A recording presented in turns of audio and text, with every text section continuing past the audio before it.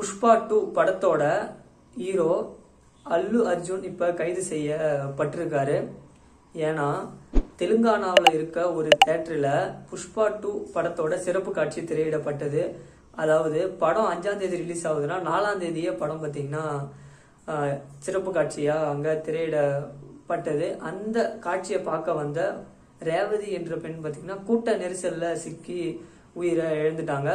அவங்க கூடயே வந்த தன்னோட மகனும் இப்போ மருத்துவமனையில் அனுமதிக்கப்பட்டு சிகிச்சையில் இருக்காரு. இதை தொடர்ந்து அந்த பெண்ணோட கணவர் பார்த்தீங்கன்னா ஒரு கேஸையும் கொடுத்துருக்காரு. இதனால அந்த தேட்டர் மேலேயும் கேஸ் ஃபைல் பண்ணப்பட்டது. அங்கே இருக்க 3 பேரையும் கைதும் பண்ணிட்டாங்க. இப்போ அல்லு அர்ஜுன் அவர்களையும் கைது பண்ணிட்டாங்க.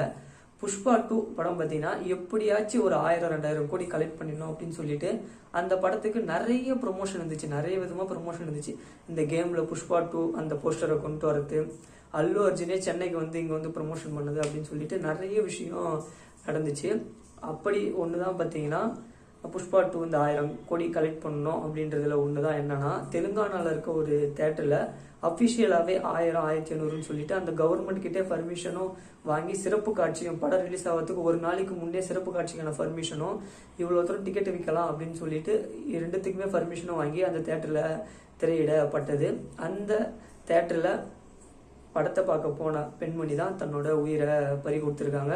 அவங்க கூடவே போன மகனும் இப்போ ஹாஸ்பிட்டலில் சிகிச்சையில் இருக்காரு. அவங்க மகன் பார்த்தீங்கன்னா தீவிர அல்லு அர்ஜுன் ஃபேன் அப்படின்னு சொல்லிட்டு சொல்லப்படுது. இதனால தான் அவங்க மகனை கூட்டுக்கிட்டு அவங்க இந்த படத்தை பார்க்க போயிருக்காங்க. அதே தேட்டருக்கு பார்த்தீங்கன்னா அல்லு அர்ஜுனும் டிஎஸ்பியும் அந்த தேட்டருக்கு வந்திருக்காங்க.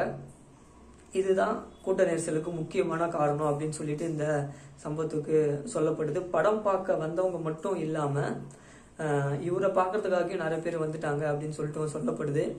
இவர் இந்த கணவர் கேஸ் கொடுக்கும்போது என்னன்னா, எப்படி ஒரு அறிவிப்பு எதுவுமே இல்லாத இந்த காவல்துறை இவங்களுக்குலாம் அறிவிப்பு எதுவுமே இல்லாத எப்படி அவங்க அங்கே வந்தாங்க, அதே சமயம் இவ்வளோ கொள்ளளவு தான் தேட்டரில் இருக்குது, இவங்க எப்படி இத்தனை பேரை உள்ளே விட்டாங்க அப்படின்னு சொல்லிட்டு நிறைய ஒரு இதுவோட தான் அவர் பார்த்தீங்கன்னா கேஸும் ஃபைல் பண்ணியிருக்காரு. இதனால இப்போ அல்லு அர்ஜுனையும் கைது பண்ணியிருக்காங்க.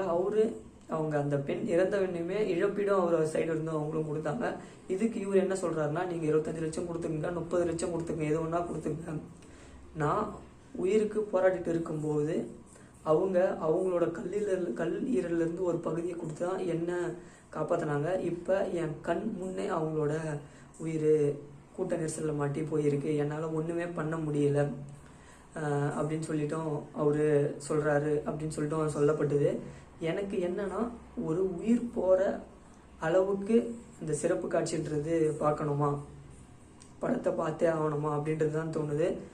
இந்த தேட்டர் ஓனர்ஸ் எவ்வளோ பேர் அங்கே உள்ளே விட முடியுமோ அந்த அளவுக்கு விட்டுருந்தா இதை கட்டுப்படுத்தி இருக்கலாமா. அதே சமயம் எஃப்டிஎஃப்எஸ் வேறு, அதுவே நிறைய கூட்டம், கண்டிப்பாக எஃப்டிஎஃப்எஸ்னாலே நிறைய கூட்டம் வருது. அந்த எஃப்டிஎஃப்எஸ் காட்சிக்கு இவங்க வேறு வந்தாங்கன்னும் போது இன்னும் நிறைய கூட்டம் சொல்லவே தேவையில்ல, நிறையவே வந்திருக்கும். இன்னும் இன்ட்ரெஸ்டிங்கான கான்வர்சேஷன்ஸ் இந்த மாதிரி நீங்கள் டெய்லி நிறைய பார்க்குறதுக்கு சப்ஸ்கிரைப் பண்ணுங்கள்.